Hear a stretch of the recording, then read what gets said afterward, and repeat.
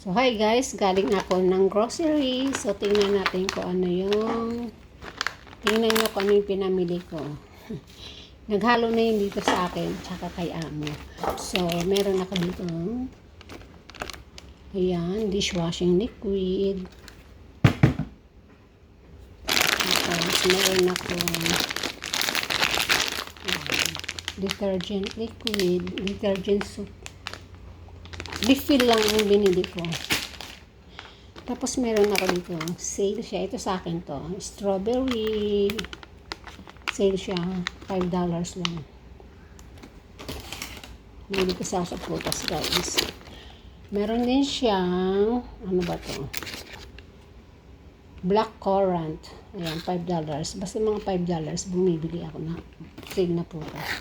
So, dalawa yung binili ko. Tapos, ito din, yung green grape, seedless na siya, $8.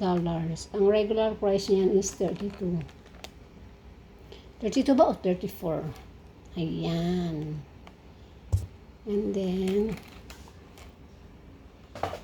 ito, konsumo to dito sa bahay. Pork chop, lulutuin ko to sa Sunday. Off ko bukas, kaya bumili na ako ng para sa Sunday. Tapos meron din akong chicken wings. Ayan. Dito yan sa bahay. And then, ayan pa. Yung black currant na sinasabi ko, dalawang yung binili ko. Dalawa. $5 lang. Tapos, meron siyempre akong blueberry. Ayan, pang-almusal ko kasi mga to guys. Minsan, ginagawa ko merienda. Kesa naman, mag-less na ako sa bread. Tapos, meron akong, ayan, magastos kasi ako sa itlog. So, nahiya ako kay amo. Bumili ako ng sale na itlog. $14.50 lang for 9 pieces. Tapos, charan! Ang higit sa lahat, ang ating paborito. Hindi, ayan, sardinas. Bihira na ako bumili nito. Siguro taon na rin ako guys, bago kumain nito. Sardinas. Kasi parang nag-crave lang ito. So, mahal-mahal nga eh. $26 ang apat. So, magkano na ito? Next time, pag umuwi nga ako ng Pilipinas, magdala ako ng sardinas. So, ayan. Tingnan natin yung resibo ko.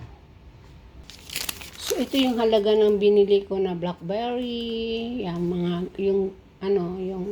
Yung prutas ko guys na inaano ko sa almusal ko. Hinahalo ko yun sa almusal ko. Minsan ginagawa kong lunch yun o kaya merienda. Hinahalo ko sa oatmeal ko. So meron, ayan o, yung strawberries. Umabot siya ng mahal no, $68.50.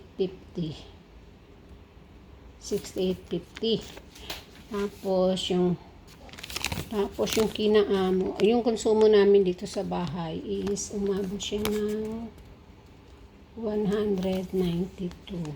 So, mahal no? Magastos talaga dito sa Hong Kong kasi although sagot naman nila yung food ko, pero may mga pagkakataon kasi talaga na gusto natin kumain ng ganito or ng ganyan. Tapos ang kape, ako rin ang bumibili ng kape. Yung kape, yung bread, yan sinasama ko yun sa grocery nila. Grocery. Tsaka yung bigas ko, kasi magkaiba nga ang bigas namin. So yan, dati bumibili ako ng, pati yung palaman, sinasama ko na yung,